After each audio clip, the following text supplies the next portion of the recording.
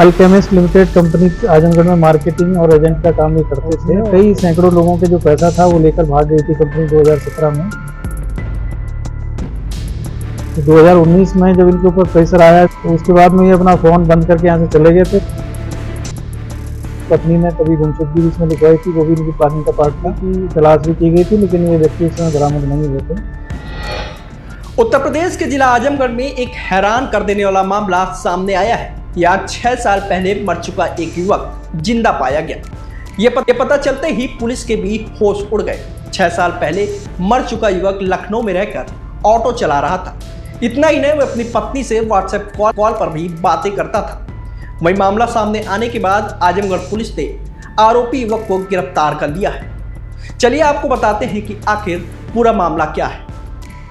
अरविंद चौहान नाम का एक युवक आजमगढ़ में निजी कंपनी अल्केमिस्ट में काम करता था। साल 2017 में अल्केमिस्ट कंपनी वहां से फरार हो गई, जिसके चलते जिन लोगों ने पैसा जमा किया था या लगाया था वह अपने पैसों के लिए अरविंद पर दबाव बनाने लगे।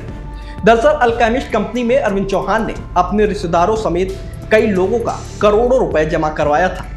वहीं कंपनी के हटने के बाद आम जनता और रिश्तेदारों का दबाव आरोपी अरविंद पर पड़ने लगा। ऐसे में 19 जुलाई 2019 को वह अपना मोबाइल अपने घर पर छोड़कर लखनऊ चला गया और किराए पर कमरा लेकर ऑटो चलाने लगा। साथ ही अरविंद ने अपने मोबाइल नंबर बदलकर अपनी पत्नी से व्हाट्सएप कॉल पर बातें करता था। वहीं दूसरी ओर अरविंद चौहान की पत्नी सुनीता ने जहानागंज थाने में अपनी पति की गुमशुदगी की रिपोर्ट दर्ज करा दी। इसके बाद साल 2024 में पत्नी सुनीता ने न्यायालय के माध्यम से कोतवाली में अपने पति की हत्या का मुकदमा दर्ज कराया, जिसमें वासुदेव चौहान और घरबारन चौहान को आरोपी बनाया गया। दरअसल अरविंद चौहान ने धोखाधड़ी करते हुए वासुदेव चौहान से अपनी पत्नी के खाते में 4,42,000 रुपए ट्रांसफर करवाए थे। इसके बाद वासुदेव चौहान ने उसके पिता मुसाफिर चौहान, पत्नी सुनीता चौहान और उसके खिलाफ मुकदमा दर्ज कराया था। लेकिन आरोपी की पत्नी सुनीता ने न्यायालय को गुमराह करते हुए झूठा शपथ पत्र देकर इस मामले में वासुदेव चौहान और घरबारन चौहान को ही अरविंद की हत्या के आरोप में फंसा दिया। इसके बाद से अरविंद कुमार चौहान मृत घोषित कर दिया गया। वहीं इस मामले में पुलिस भी छानबीन में जुटी हुई थी। इस दौरान पुलिस की सर्विलांस टीम ने अरविंद कुमार चौहान के परिजनों का मोबाइल नंबर का जब सीडीआर की जांच की तो उसमें कुछ मोबाइल नंबर संदिग्ध पाए गए। ऐसे में पुलिस ने जब उन नंबरों को खंगाला तो पता चला कि कथित मृतक अरविंद चौहान लखनऊ के आईआईएम के पास रह रहा है। तत्काल आजमगढ़ पुलिस ने लखनऊ पहुंचकर आरोपी अरविंद को गिरफ्तार कर लिया। साथ ही उसकी पत्नी के खिलाफ भी पुलिस कानूनी कार्रवाई कर रही है।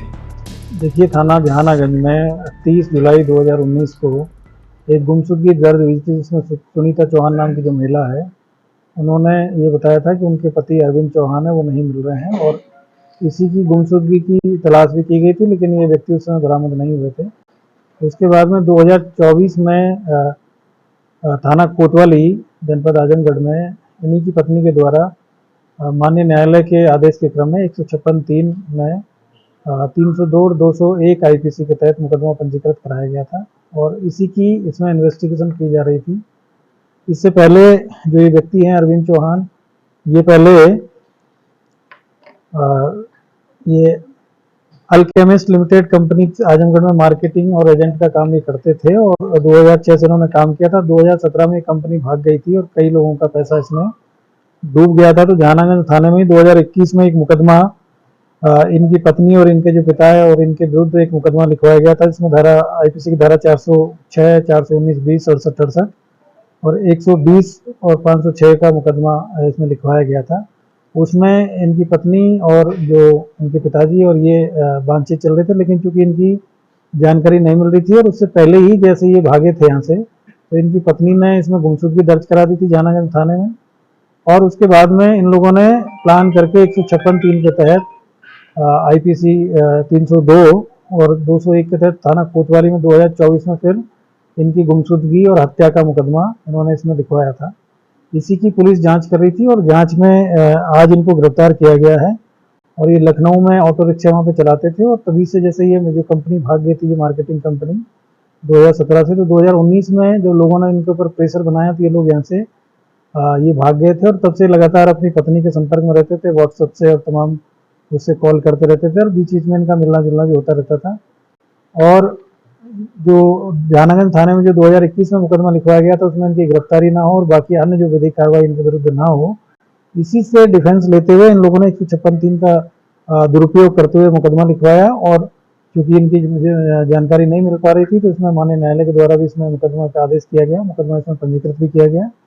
और इनकी जब इन्वेस्टिगेशन की गई तो इनकी जानकारी मिली कि ये लखनऊ में रह रहे हैं और आज इनको गिरफ्तार किया गया है। और उसमें जो पूर्व का जो मुकदमा है उसमें भी इनको इसमें वांछित थे तो उसमें इनकी गिरफ्तारी की गई है। बाकी जो ये मुकदमा इन्होंने फर्जी लिखवाया गया है तो इसमें जो जालसाजी की जो धारा है उनको बढ़ोतरी करते हुए और इनकी इसमें गिरफ्तारी की जा रही है और आगे की इसमें विधिक कार्रवाई की जा रही है। क्योंकि मैंने आपको बताया कि 2006 से अल्केमिस्ट ये मार्केटिंग और जो एजेंसी थी यहाँ पे काम कर रही थी पहले, 2017 तक इस मार्केटिंग एजेंसी ने यहाँ काम किया था और उसमें कई सैकड़ों लोगों के जो पैसा था वो लेकर भाग गई थी कंपनी 2017 में।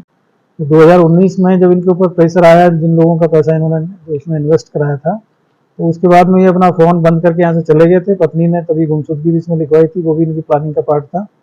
और जब इनके विरुद्ध 2021 में जो मुकदमा लिख गया तो उससे बचने के लिए उन्होंने 2024 में फिर 156(3) के तहत मुकदमा लिखवा के और अपना जो डिफेंस लेकर कि जिससे कि आगे मिलेंगे तो है नहीं और फिर इनके खिलाफ कोई कार्रवाई नहीं होगी, पत्नी और जो इनके ससुर हैं उनके खिलाफ भी कार्रवाई नहीं होगी, तो उसी को लेकर इन्होंने पूरी प्लानिंग के तहत ये सारी चीज़ें की थी। तो इसमें सभी इनके खिलाफ में जो भी साक्ष्य है, साक्ष्य के आधार पर आगे इसमें जो इन्होंने जो मुकदमा लिखवाया उसमें और जो पूर्व में इनके विरुद्ध जो मुकदमा पंजीकृत किया गया है, दोनों में जो धाराओं की बढ़ोतरी करते हुए उनकी गिरफ्तारी इसमें की जा रही है। उसके खिलाफ जो कार्रवाई जो कंप्लेनेंट वहाँ पे किया तो उसके खिलाफ भी पहले से मुकदमे लिखे गए, उसमें अलग विधिक कार्रवाई तो इसमें इन्वेस्टिगेशन की जा रही है। अभी इनकी तत्काल प्रभाव से इनकी अभी गिरफ्तारी की गई है और बाकी जो इसमें अन्य जो साक्ष्य मिलेंगे उसी के आधार पर और कौन कौन लोग इस साजिश में शामिल रहे तो उनकी गिरफ्तारी की